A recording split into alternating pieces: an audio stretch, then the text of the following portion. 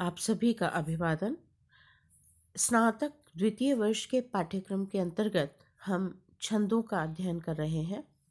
इससे पिछले व्याख्यान में हमने अभिज्ञान शाकुंतलम पर आधारित जो छंद हैं, अर्थात जिन छंदों का अभिज्ञान शाकुंतलम में प्रयोग किया गया है, उन्हें आपके पाठ्यक्रम का भाग बनाया गया है। तो उन छंदों को पढ़ने से पहले हमने जो छंद थे उनका सामान्य परिचय पढ़ा, अर्थात छंद पद कैसे बना, छंद से क्या तात्पर्य है और छंद के प्रयोग करने से काव्य में क्या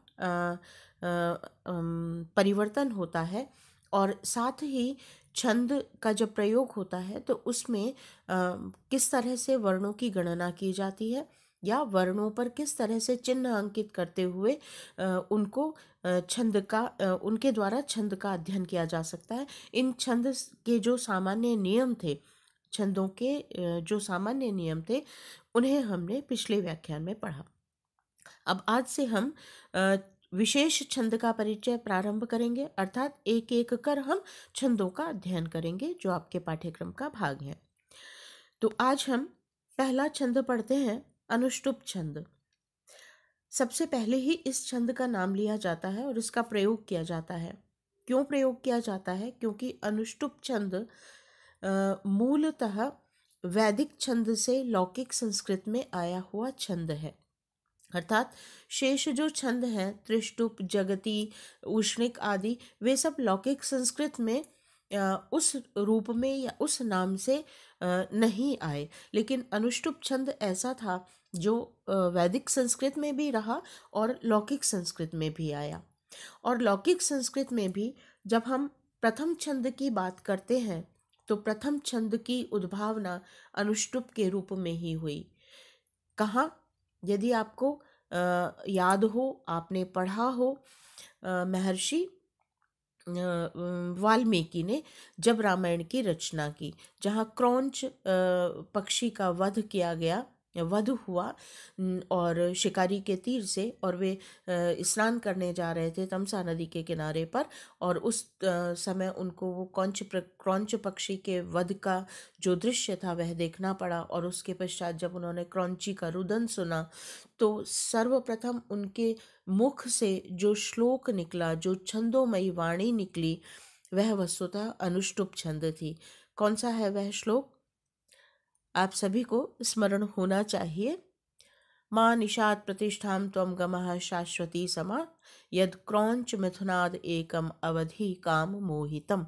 यह प्रथम छंद है लौकिक संस्कृत का, आदि कवि वाल्मीकि की मुख से निकला हुआ, जो कि अनुष्टुप छंद है। इसलिए सबसे पहले हम छंद की बात करते हैं तो अनुष्टुप छंद की ही बात करते हैं। तो देखिए, इसका लक्षण देखें हम। पंचमम लघु सर्वत्र, सप्तमम द्विचतुर्थयोः, षष्ठम गुरु विजानीयात्, एतत् पद्यस्य लक्षणम। अनुष्टुप छंद में पांचवा वर्ण सर्वत्र लघु होता है।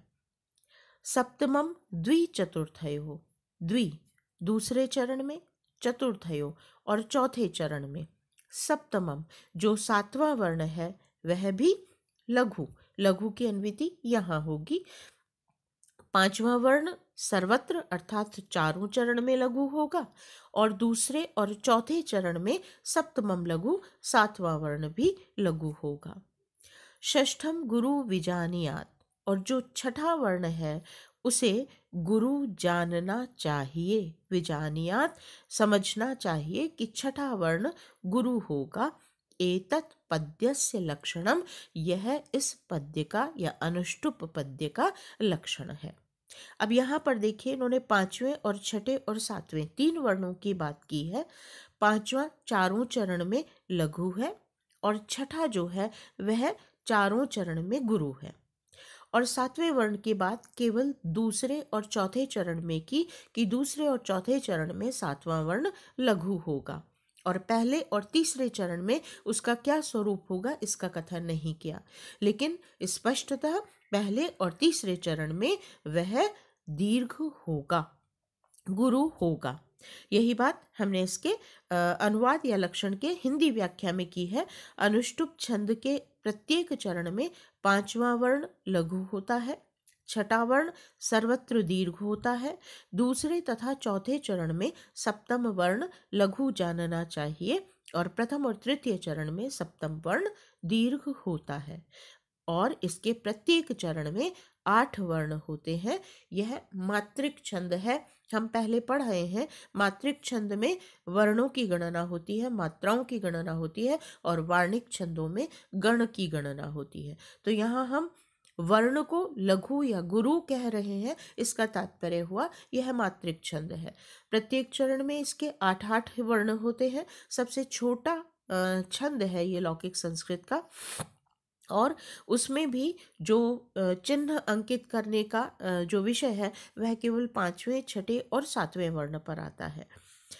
यह विशेषता है संस्कृत साहित्य में छंद परंपरा की कि जो लक्षण बनाया जाता है उस लक्षण को यदि आप लक्षण पर घटित करते हैं तो वह बिल्कुल वैसा ही होता है जैसा छंद का लक्षण कहा गया है। जैसे इसका लक्षण कहा पंचमम लघु सर्वत्र, तो यहाँ पर देखिए 5वां वर्ण हम गिनते हैं।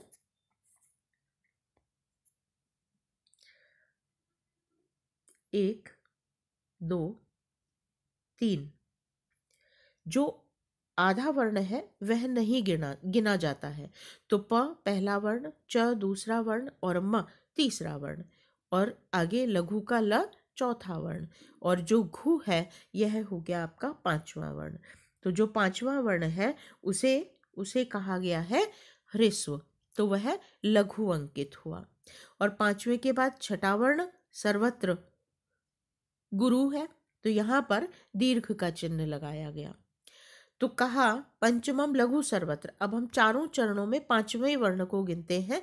यहाँ पर घु 5वां वर्ण है, फिर यहाँ कॉमा हुआ अर्थात एक चरण समाप्त हुआ। अब 1, 2, 3 और ये 4 और 5, जो च है यह 5वां वर्ण होगा, तो यह लघु है। और तू जो है यह छठा वर्ण होगा। यहाँ पर तो छोटे ऊ की मात्रा लगी हुई है, फिर हमने इसे दीर्घ क्यों किया? नियम याद कीजिए आप। हमने कहा यदि संयुक्त वर्ण है तो उससे पूर्ववर्ती जो वर्ण होगा वह गुरु होगा। यहाँ तू के बाद र हलंत का प्रयोग होगा, तभी वह थ के ऊपर लगा। तो यहाँ पर संयुक्त वर्ण हुआ। चतुर्थयों में थ जो है उसके ऊपर र लगा हुआ है, वह संयुक्त वर्ण है, इसलिए जो तू है इसे हम गुरु करेंगे। तो यहाँ पर च जो है यह 5वां वर्ण हुआ, यह ह्रस्व हुआ, और तू जो है यह दीर्घ होगा। 1 यहाँ श, 2, 3, 4 और ये जो वी है यह विकार वी जो है यह ह्रस्व होगा। यह 5वां वर्ण है, ह्रस्व हुआ। और इसके बाद जा जो है ये छठा वर्ण है, तो ये गुरु होगा। फिर इसके बाद ये छठा वर्ण है गुरु, और ये 7वां नी और 8वां या, अर्थात पहला चरण तीसरा चरण यहाँ समाप्त होता है। और एतद ये जो है यह चौथे चरण का भाग है। तो यहाँ एतत में अगला त जो है वह हलंत है, 2 वर्ण होंगे, ये 1, 2, 3, 4 और ये 5।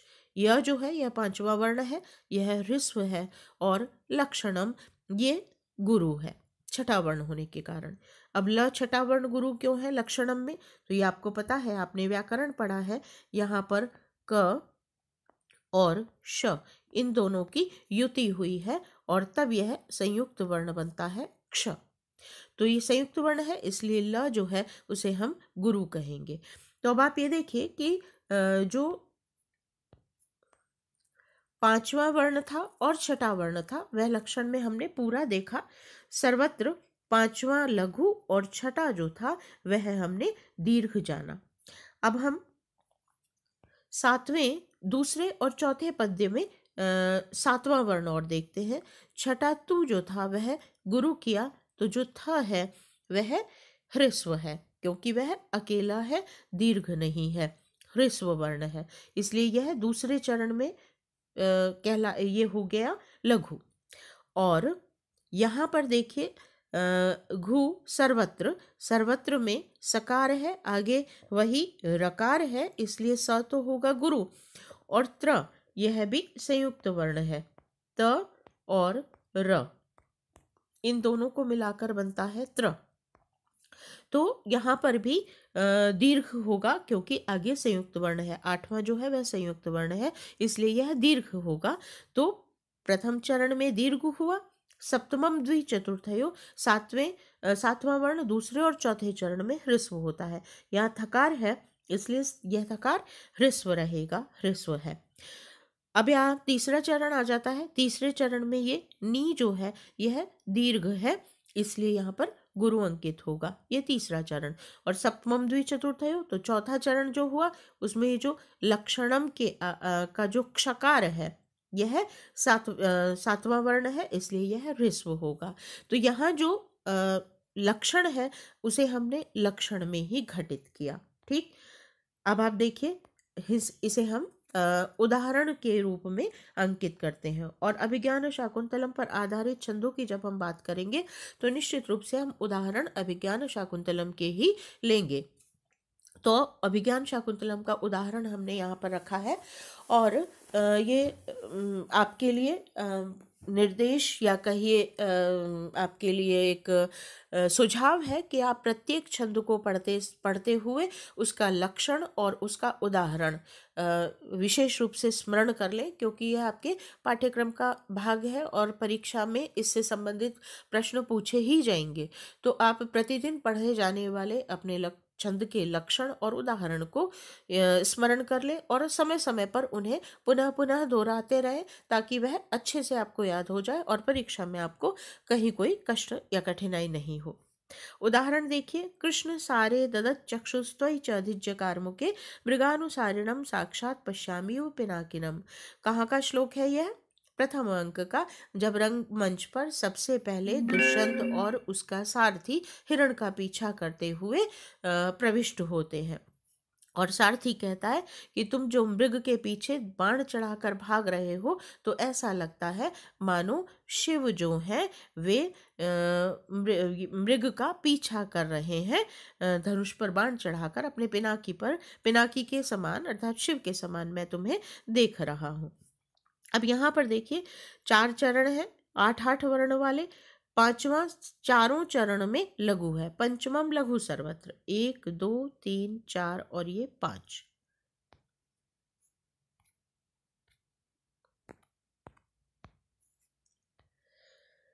यहाँ देखिए 1 2 3 4 और ये द, ये पांचवा वर्ण है, ह्रस्व है। 1 2 3 4 और यकार, ये पांचवा वर्ण है, ह्रस्व है। 1 2 3 4 और ये 5 री, ये भी ह्रस्व है।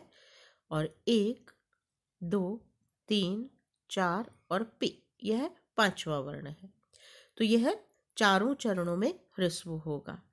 छठा, षष्ठम गुरु विजानियात, चारों चरण में छठा वर्ण गुरु होगा। तो 5 के ठीक बाद हम छठा वर्ण देख लेते हैं। द, ये जो छठा वर्ण है दकार, इस द के आगे आधा च है, मतलब हलंत वर्ण है, तो इसलिए संयुक्त वर्ण है। यहाँ पर 2 चकार आपको दिखाई दे रहे हैं, संयुक्त वर्ण के कारण यह दीर्घ हो जाएगा। यह य के बाद कारमुके, यहाँ पर र और म संयुक्त वर्ण है, इसलिए यह भी गुरु होगा। ण, हमने कहा था अनुस्वार वर्ण गुरु होता है, तो यह गुरु हो गया। और पिनाकिनम, यहाँ ना है जो अपने आप में दीर्घ है, इसलिए गुरु हुआ। ठीक है, पांचवा चारों चरण में लघु है, छठा चारों चरण में गुरु है। अब हम देखते हैं सातवां वर्ण। तो सातवां वर्ण निर्देश किया गया है दूसरे और चौथे चरण के लिए। अब यहाँ दूसरे और चौथे चरण में लघु होता है, तो कारमुके म जो है यह ह्रस्व है, इसलिए यहाँ पर ह्रस्व स्वर लगा, अर्थात लघु अंकित होगा। और ना के बाद जो की है यहाँ भी ह्रस्व स्वर लगा हुआ है, इसलिए यह भी लघु होगा। तो दूसरे और चौथे चरण में हमने देखा सातवां वर्ण लघु है। अब पहले और तीसरे चरण में भी देख लेते हैं। पहले तीसरे में निर्देश नहीं है, तो वहाँ पर गुरु है। यह हम पढ़ चुके हैं लक्षण में भी। तो ये जो चकार है, इस चकार के आगे क्ष है, जो हमने पढ़ा अभी लक्षण पढ़ते समय कि ये क और क्ष, क और श दो से मिलकर बनता है, इसलिए संयुक्त वर्ण है। इसलिए ये जो चकार है यह गुरु हो गया। और साक्षात में जो सा है यह दीर्घ वर्ण है, इसलिए यह भी गुरु अंकित होगा। तो यहाँ पर इस तरह से लक्षण घटित होता है अनुष्टुप छंद का। कृष्ण सारे तदचक्षु, यहाँ पर चारों चरणों में पांचवा वर्ण लघु है, छठा वर्ण गुरु है, और जो सातवां वर्ण है वह दूसरे और चौथे चरण में लघु है, पहले और तीसरे चरण में गुरु है। तो हमने आज यहाँ पर अध्ययन किया अनुष्टुप छंद का, और इसे आप लक्षण उदाहरण सहित स्मरण कर लीजिए। और उसके पश्चात अगले व्याख्यान में हम अगला छंद पढ़ेंगे। तब तक के